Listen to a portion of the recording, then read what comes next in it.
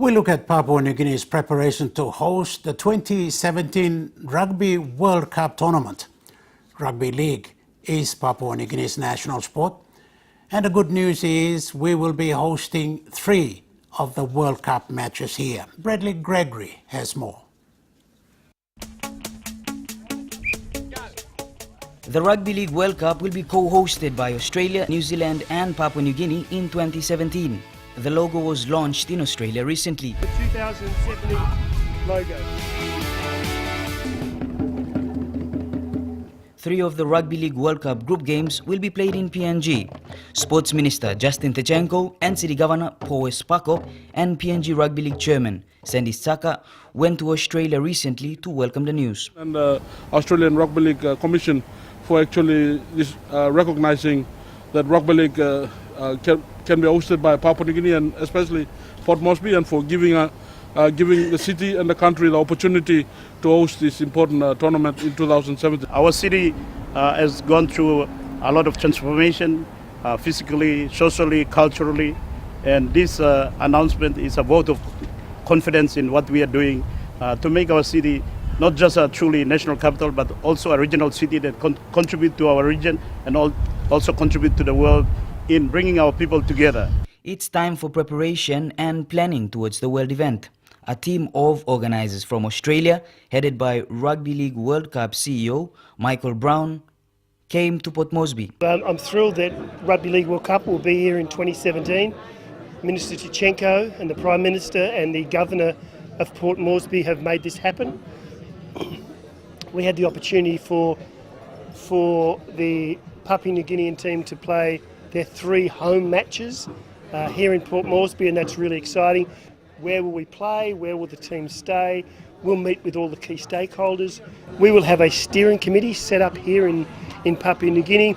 They will have local people working on that steering committee to deliver an outstanding Rugby League World Cup in 2017. So PNG is the only country on the planet in this solar system that calls Rugby League its #1 sport.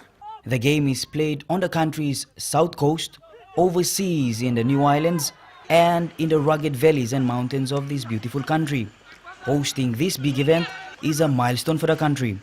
Brown says the game is not only about rugby league, but bringing together the different cultures that share the game. It's important for us to build an event that is more than just the matches, to build a community celebration that gets beamed to the world, and I think that's going to be the fantastic part of 2017. I think the positive nature of the event is you will have 3 world-class teams here playing against the Papua New Guinean team in 2017.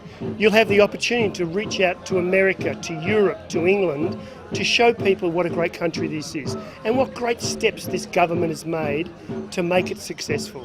And I'm really excited about getting people to come to Papua New Guinea and celebrating rugby league in probably the only country in the world where it's its national sport. Brown visited the National Football Stadium with Minister Tchenko, the venue for the World Cup. It's just a fabulous facility to see, state of the art.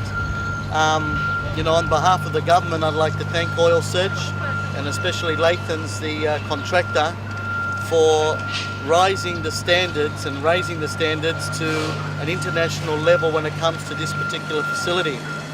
What you see here is a world-class facility.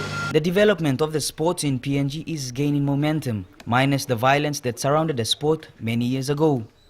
The passion and love for the sport reaching right down to the juniors. The young ones dream to wear the beloved red, black and gold PNG jumper. I'm blessed to be, playing with my fellow players over here to represent my country. I was hoping to bring my experience from down in Australia to come and show these boys, because I'm used to playing against Australians. So when it comes to this game, I think I should have more experience and more confidence to help out these boys. Women are also a big part of the game's development. Those in the likes of Iru Mai, the assistant coach of the PNG under-16 side, who played New South Wales under-16 in the curtain raiser to the Prime Minister's 13 clash. It's a good experience for me, and I'm going to take it back to the club and make sure that, develop the boys the right way, how I've seen it being through the Kumu program. So. Papua New Guineans have gone to the extreme of spreading the game overseas.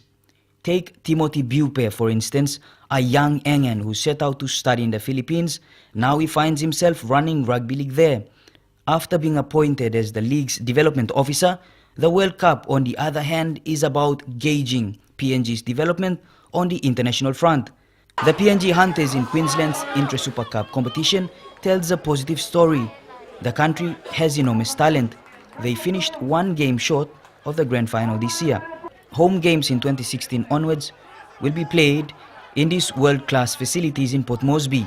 Their first match, a pre-season trial on February 6th against Penrith Panthers, New South Wales Cup side. And that will definitely coincide with the opening. They'll be for the trustee of the National Football Stadium to organise and to furnish the government on their opening date. But that's the first game, February the 6th next year.